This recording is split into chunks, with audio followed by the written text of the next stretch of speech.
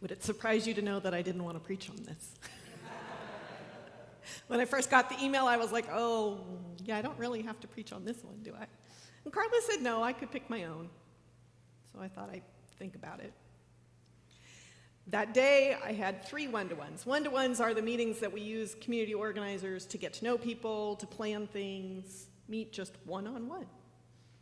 I had 3 that day. The first was with a man who said to me, I'm part of this group, and I gave them some thoughts I had around how we could be more inclusive, and was surprised that I was met with resistance. So we talked about that, and we talked about how his suggestions must have hit something in those folks that said to them that if they needed to do something to be more inclusive, maybe they weren't inclusive enough. And maybe that's where the resistance came from, right? Like, we don't have to do that because we're inclusive people.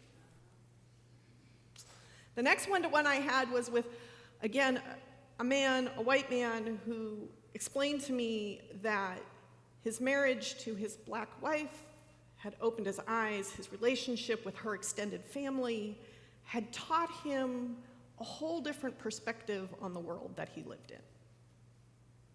And it was through this relationship he had learned so much, and it was now with this new understanding that he approached the work that he did. The third one-to-one was with another man who, not part of this church, but he is a UCCer. And he said, I feel called by my faith to stand up and speak out against evil in the world. Okay, I'll preach on this one. Because in this passage, we have a conversation between Nathan and David, right?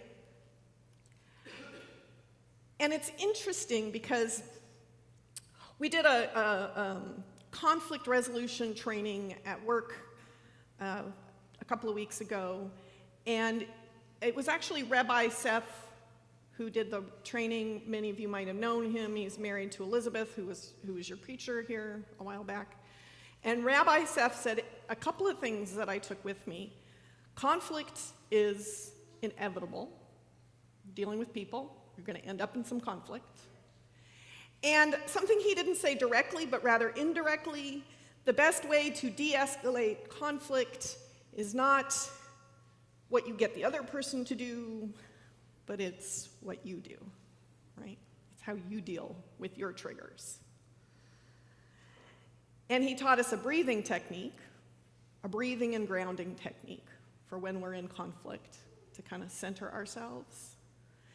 It's a deep breath in and a grounding all the way through, and then a question of how can there be more empathy and more compassion in this situation. And after that training, when I re-looked at this, I read it differently. Because in my mind, I had always read that part where Nathan says, "It is you."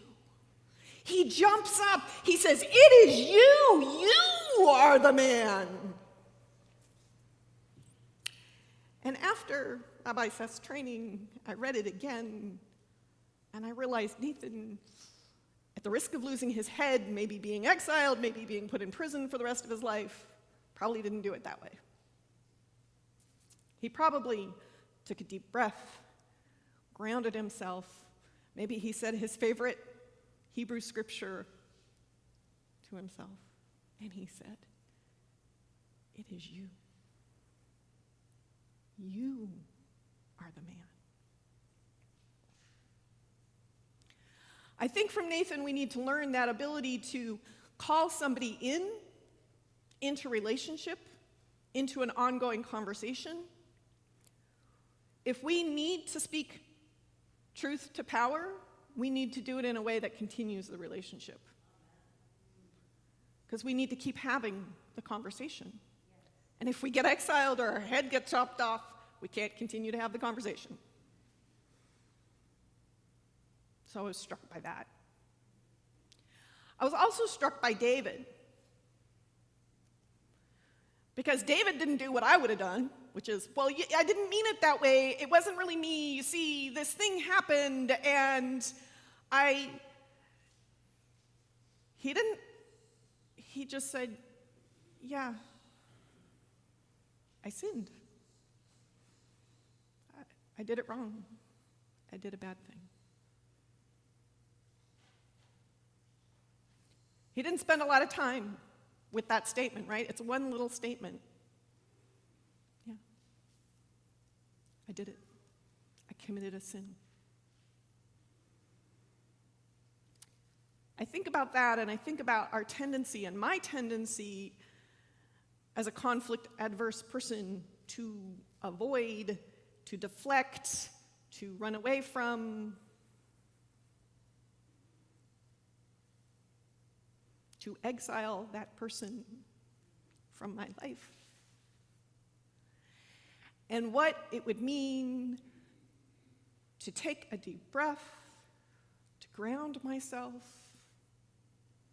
to ask for more compassion and empathy, and to say yes. It was me. How do I make amends?